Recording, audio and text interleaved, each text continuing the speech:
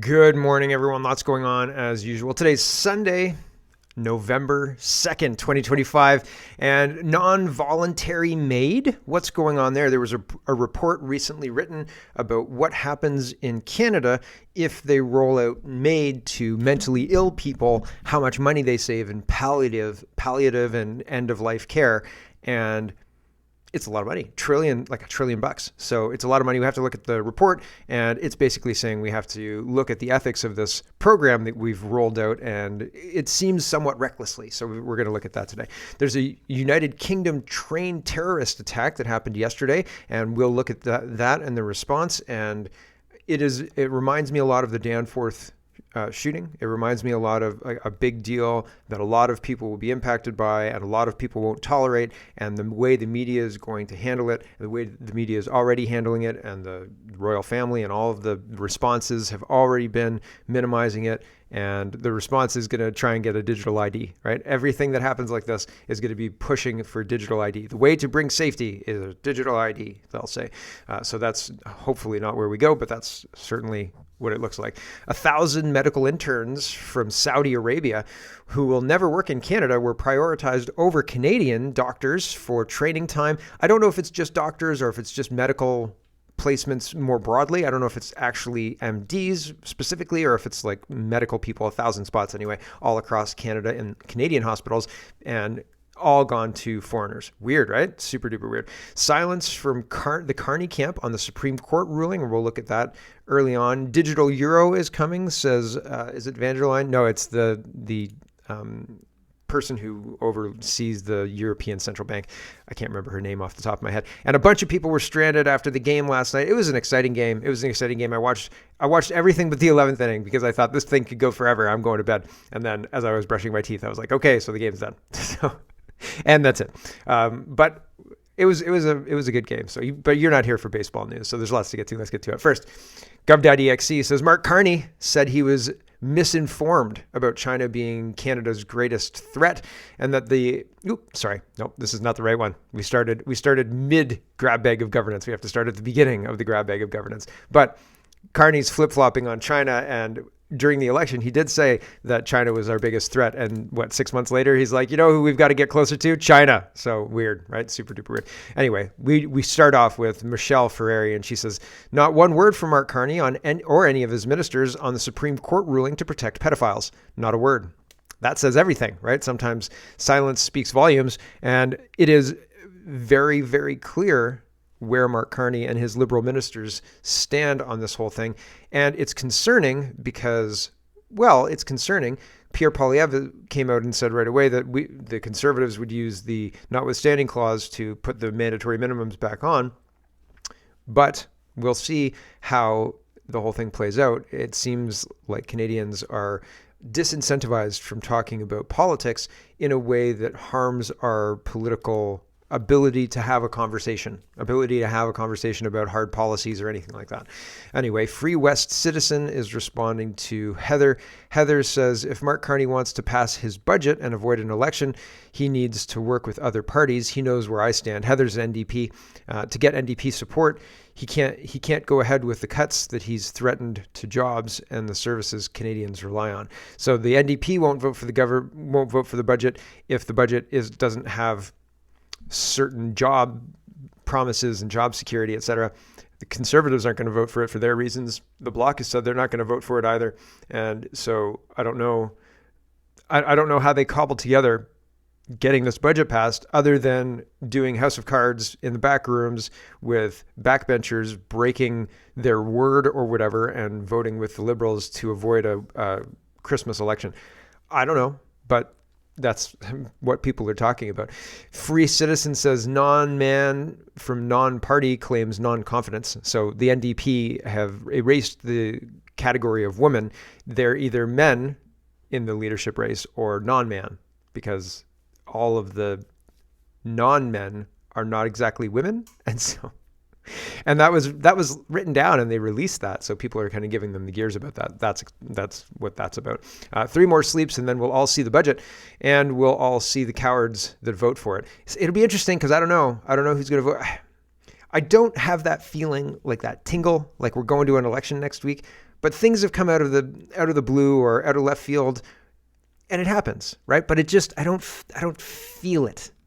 People are talking about it, and yes, the political parties, Polyev, even what's his face, Carney, is acting like they're going into an election. It seems like the Liberals don't have the votes and they don't know what to do about it, and maybe we're going to an election. And then as soon as that becomes a reality, like if we are going to an election, people are making the case that, oh, Carney's engineering this, he's going to do this in order to get a majority. And I think to myself, Carney hasn't done anything but make things worse. Who's voting for this idiot? And he's an idiot. He's not the smartest man in the room. I'm sorry. If you think that, stop reading the news. Honestly. So here's Brett. He says, here's a reporter. Are you prepared to fight an election on this budget? And Mark Carty says, I'm prepared to do what's right. And it feels like a Steve Martin skit. Here we go. Are you prepared to fight an election on this budget? I'm always prepared to stand up for the right thing. Nonsense. Absolute nonsense. Stand up for the right thing.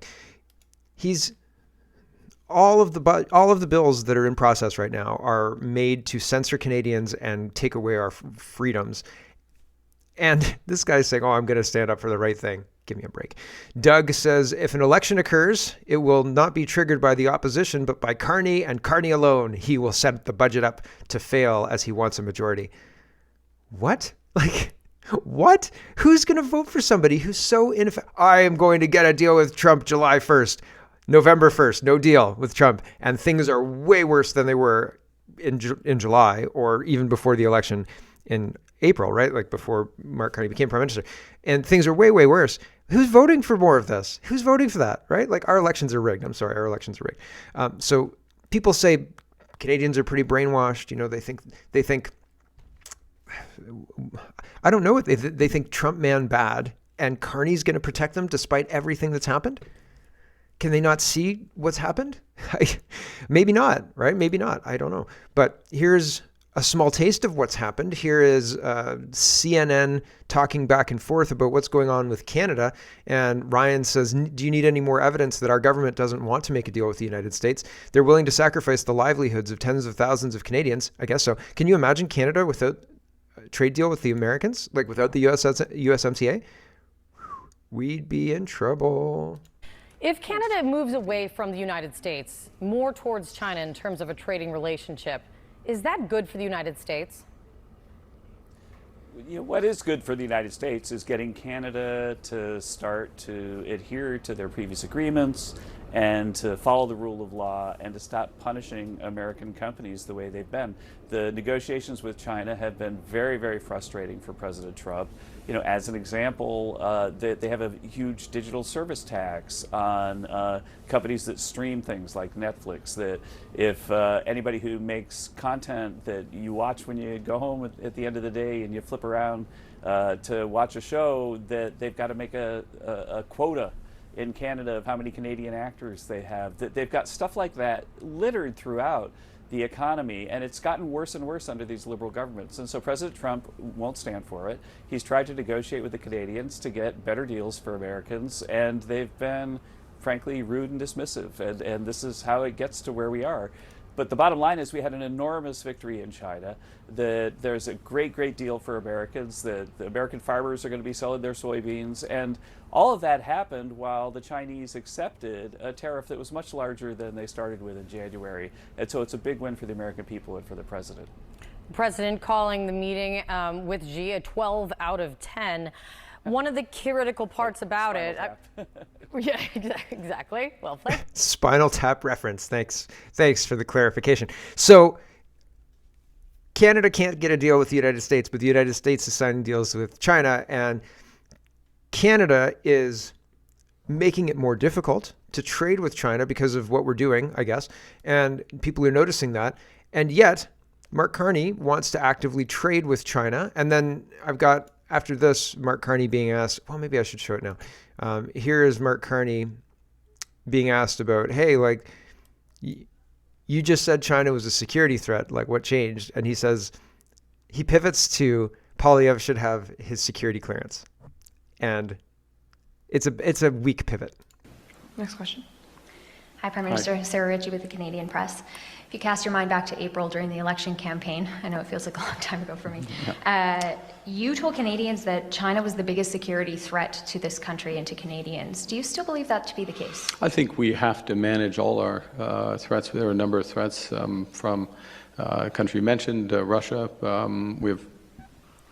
We've non-state actor threats, which are material. I guess, one of the advantages of having your security clearance is you're better informed about some of the threats, and I highly recommend that anyone, either in the position of responsibility or seeking it, has their security clearance. So didn't you say China was a serious security risk and a threat to Canada a couple of months ago, and now you're saying it's important that we deal with them? How do you square that? Oh, get your security clearance and you'll find out, wink. Still doesn't answer the question people are asking, and that's not really an answer. And so he's useless. Anyway, Brett says Prime Minister Carney gives two examples of where he and Xi, or G, can cooperate. One is finding global solutions to climate change. The other is finding stability in the transition of the international monetary and financial system, with China emerging as a rising economic power. And so we have that in common. What? I have trouble understanding. Like, we noticed that you're transitioning in the international monetary and financial systems, and I've got experience with that, says Mark Carney. Give me a break, right? Like, this is a weak answer is not quite what I mean. It seems like, as I said yesterday, it seems like Canada and China have been working hand in glove for a long, long time, and this is the show and tell part of that. Like, oh, look at what we're achieving. Like, you guys want digital looting because my Chinese friends here created it. Like, here we go. Ian Austin from the New York Times. You described your meeting with President Xi as a turning point in relations with China. What changed to make that happen, and what needs to happen now to make sure that forward momentum continues and things don't reverse again? I think we both described it as such, first point. I think at its core, it is about the way we treat each other, interact with each other. What we were saying earlier is sort of pragmatic engagement. Where can we engage? Where are we not going to engage? Where do we agree? Where can we build? Where do we disagree? And we're not. And being clear about that. And there may be some bumps along the way when there's some ambiguity, but ironing those out as quickly as possible. And then there is, because there are a lot of areas where cooperation makes sense. Look, I'll give you an example. We are two countries that care about climate change and care about global solutions to climate change. Right there's an enormous area for cooperation. How many coal plants has China opened in 2025? Do we have a number for that? Can I find that out? I'm loath to ask ChatGPT. Maybe I'll ask Grok. We are two countries. At least Canada traditionally has been a country who understands the international monetary and financial system and the changes in the international monetary and financial system, understand the importance of financial stability, the issues with transition and other aspects. This is an issue when you're the rising economic power. So there's another area of engagement there. So there's a host of places where there is an alignment of issue above and beyond the direct commercial ties. So China cares so much about the economy and about climate change that they've opened, according to Grok, 50 to 60 new coal-fired plants in China in 2025. So they care deeply about the environment, so deeply that they're opening new coal-fired power plants all over China. More than one per week for the whole year, right? 52 weeks in a year, 50 to 60 new coal-fired plants. And we're not even at the end of the year yet. So yeah, they care. They super duper care. And they need Mark Carney's help for their economy and stuff, because Mark Carney knows stuff that China needs to know. This man's not a security risk? Are you kidding? Gov.exe says Mark Carney said he was misinformed about China being Canada's greatest threat and that it's vital to have a relationship with them. So F the US and let's get in bed with China. Woo, woo, woo, ni hao, says Carney. Here's the clip. Good afternoon, Prime Minister Rafa Buchanan, CBC. following your meeting with President Xi, neither Canada's readout or China's made mention of you bringing up things such as Uyghur detention camps or the transnational repression in Canada or Beijing's foreign interference into Canadian elections.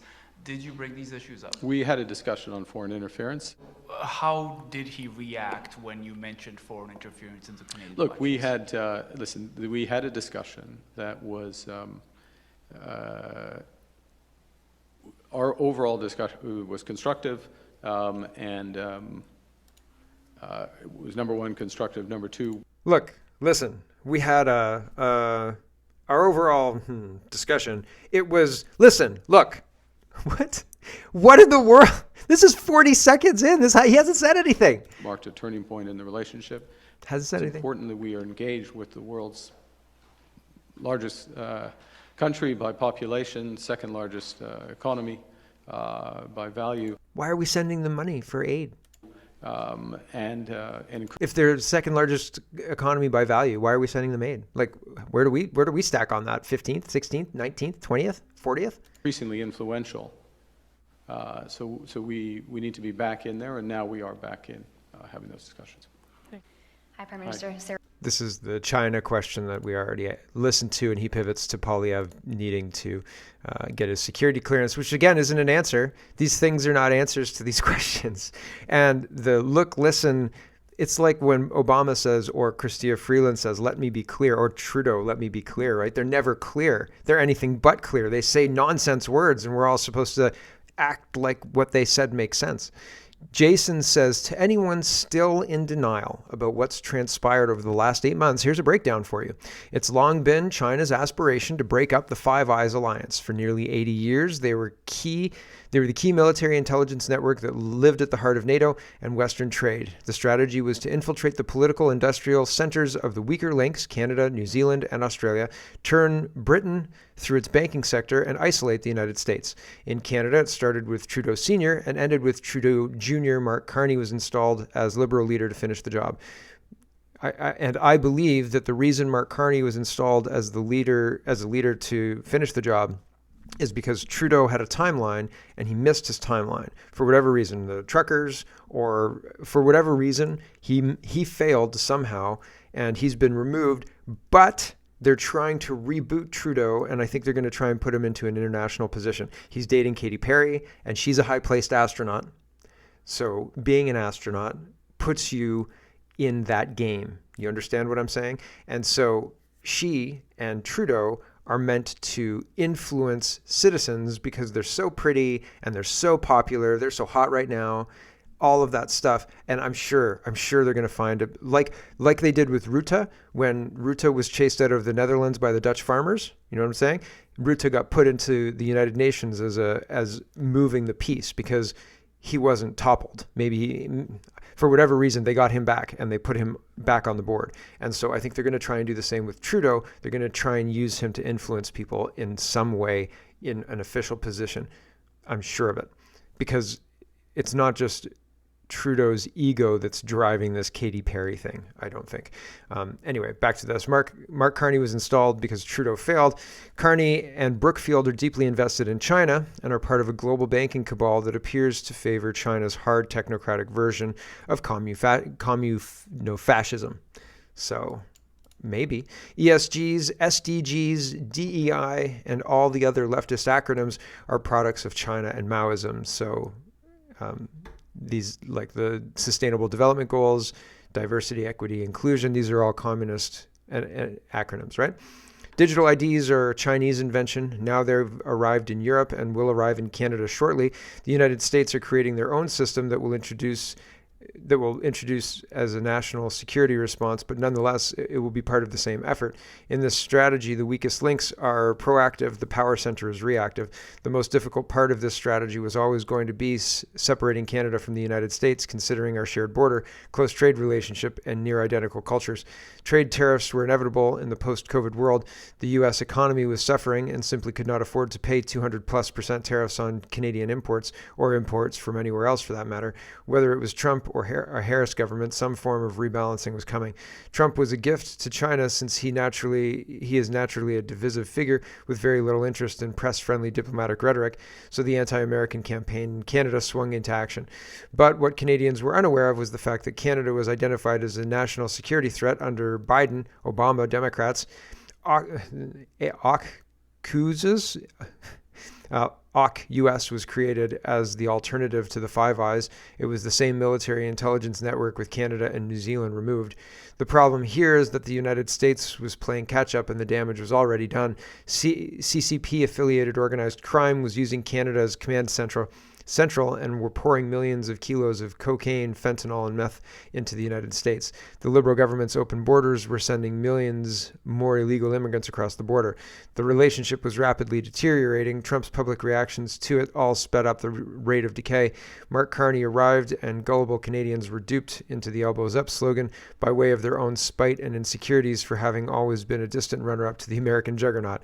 No, just to caveat this, the elbows up thing is a cover story we tell ourselves to justify a rigged election for a placed politician, a foreigner who was parachuted into the prime minister's role.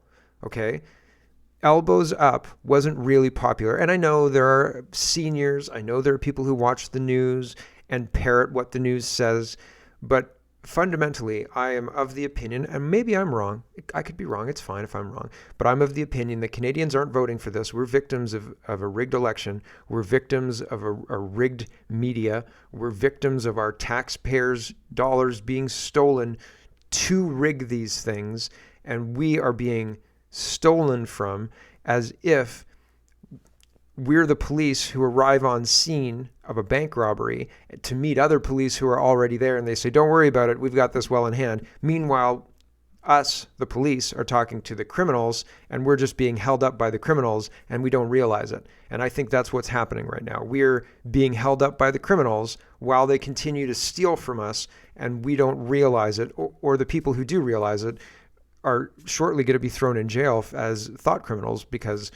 we're a threat. People who recognize what's going on are a threat to their power. That's fundamentally what I think is going on. I don't think Canadians are stupid and we got duped into elbows up and I can't believe, oh shucks, I fell for that. That's a pedestrian way of explaining to yourself what happened. It's not, I don't think it's what happened. What happened is what's continuing to happen. It's all part of the same thing. Our elections are rigged. The bank is being robbed right meow, and we're standing talking with the officers who are actually the bank robbers who are there to distract us and allow the robbers to continue their theft. Okay? So, and in